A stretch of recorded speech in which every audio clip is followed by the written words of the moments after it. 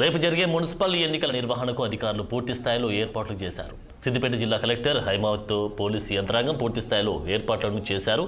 జిల్లాలోని హుస్నాబాద్, దుబ్బాక, గజ్వేల్, చేరియాల మున్సిపాలిటీలకు ఎన్నికలు జరగనున్నాయి. ఈ నేపథ్యంలో ఎలాంటి అవాంఛనీయ సంఘటనలు జరగకుండా జిల్లా యంత్రాంగం పూర్తి స్థాయిలో ఏర్పాట్లను చేసింది. 4 మున్సిపాలిటీలో మొత్తం 72 వార్డులకు ఎన్నికలు జరగనున్నాయి. 4 మున్సిపాలిటీలో 176 పోలింగ్ స్టేషన్లు ఏర్పాటు చేశారు. 22 మంది జోనల్ అధికారులను నియమించారు. 4 మున్సిపాలిటీలో 1,01,085 మంది ఓటు హక్కు వినియోగించుకున్నారు. ఇక ఇదే అంశంపై మరింత సమాచారం మా ప్రతినిధి స్వామి అందిస్తారు.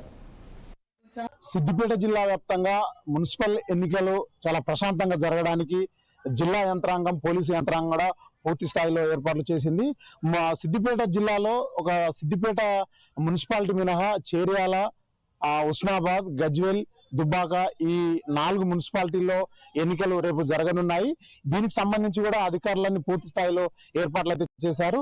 మనం ఏదైతే జిల్లాలో చూసుకుంటే కనుక మొత్తం 4 మున్సిపాలిటీల్లో 72 వార్డుల్లో ఈ యొక్క ఎన్నికలు జరగనున్నాయి.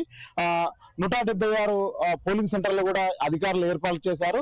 100% ఓటింగ్ పూర్తయ్యే విధంగా అధికారులు అయితే మనకు పూర్తి స్థాయిలో ఏర్పాట్లు చేశారు. ముఖ్యంగా ఇక్కడ చూసుకుంటే కనుక నిన్న మొన్న ఎన్నికల ప్రచారం కూడా చాలా వేడిగా జరిగింది. జిల్లా వ్యాప్తంగా కూడా ఇటు పోలీసు యంత్రాంగం అలాగే జిల్లా యంత్రాంగం కూడా పూర్తి ఏర్పాట్లను కూడా మనకు పూర్తి చేశారు.